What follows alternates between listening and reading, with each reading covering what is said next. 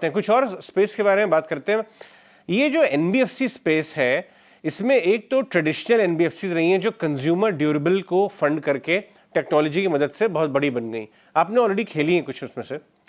और एक नई एज एनबीएफसीज आ रही हैं जो जो बात कंज्यूमर ड्यूरेबल में हुई थी सिबिल के आने के बाद कि लोन लेके नहीं देना बहुत मुश्किल, वैसे ही अब जो है एक तरह से क्रेडिट ब्यूरो के आने के बाद टेक्नोलॉजी बैक कुछ एनबीएफसीज आ रही हैं, वहां में आपने कहीं ना कहीं कुछ देखना शुरू किया है। आप मुझे उस प्ले के बारे में बताएं, क्या ये समझदारी की बात है उधर देखना?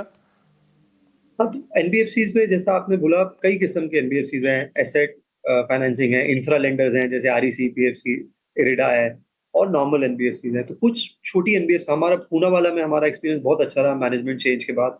जब से मैग्ना फिनकॉर्प से पूना वाला हुआ, हमारे लिए ऑलमोस्ट 3x हुआ। हमें एक और एनबीएफसी पसंद है, यूग्रो। वो ज्यादातर एसेट, मेन फोकस उनका एमएसएमई में है। को लेंडिंग और खुद की बुक्स का रेशियो ऑलमोस्ट अब 50-50, ऑलमोस्ट 46-47% को लेंडिंग करते हैं। और उनका एक बड़ा जो नजरिया है कि वो क्रेडिट कॉस्ट देख के यील्ड डिसाइड करते हैं कि 2% के ऊपर क्रेडिट कॉस्ट नहीं जाना है। तो उनका जो एवरेज यील्ड होता है पोर्टफोलियो का, वो 12 से 18% होता है। हालांकि एंड कई एनबीएफसी जैसे होती हैं जो 22, 24, 25% यील्ड चेस करती हैं, वो कम चेस करते हैं। 12 to 18% एमएसएमई फोकस एनबीएफसी है, टेक्नोलॉजी बैक्ड है। अपना उनका एक फ्रेमवर्क है एमएसएमई का। सिंपल लैंग्वेज में बोलूं, जैसे सिबिल स्कोर होता है इंडिविजुअल का, ऐसा उनका एक फ्रेमवर्क है एमएसएमई स्कोर का। सिंपल लैंग्वेज बता रहा हूँ, इतना इतना सिंपल है नहीं एनालॉजी। हमें अच्छा लगता है, अभी उन्होंने फंड रेज भी किया है। और उसके अलावा मुझे लगता है ये जो बॉन्ड यील्ड नीचे आ रही है अजय जी, इसका सबसे ज्यादा इम्पैक्ट एनबीएफसी पे आएगा, क्योंकि इनके पास लो कॉस्ट डिपॉजिट नहीं होता है खासा। इनको बॉन्ड मार्केट से ही रेज करना पड़ता है। तो गवर्नमेंट की यील्ड अगर 7 के नीचे आएगी, तो कॉस्ट ऑफ फंड्स जो वेल रन एनबीएफसी हैं जिन्होंने पार्टिसिपेट नहीं किया है रैली में, जैसे बजाज फाइनेंस का जब निफ्टी ने 22,000 बनाया था तो 8,500 रुपए का आया था, अभी भी 6800 रुपए है।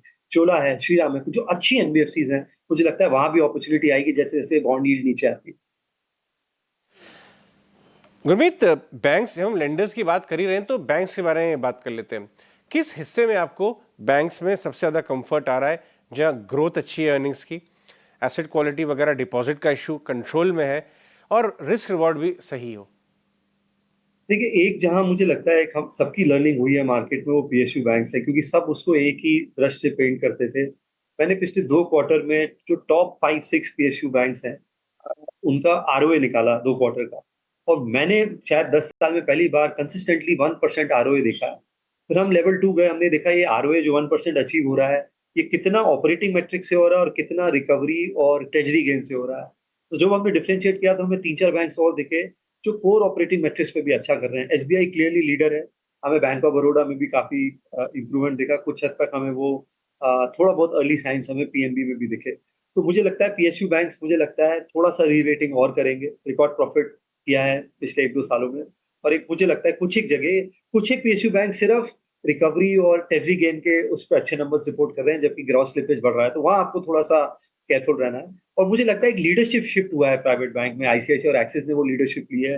बहुत बेहतरीन नतीजे आए हैं। आईसीआईसीआई बैंक ने क्लियरली इंडस्ट्री लीडिंग परफॉर्मेंस किया है।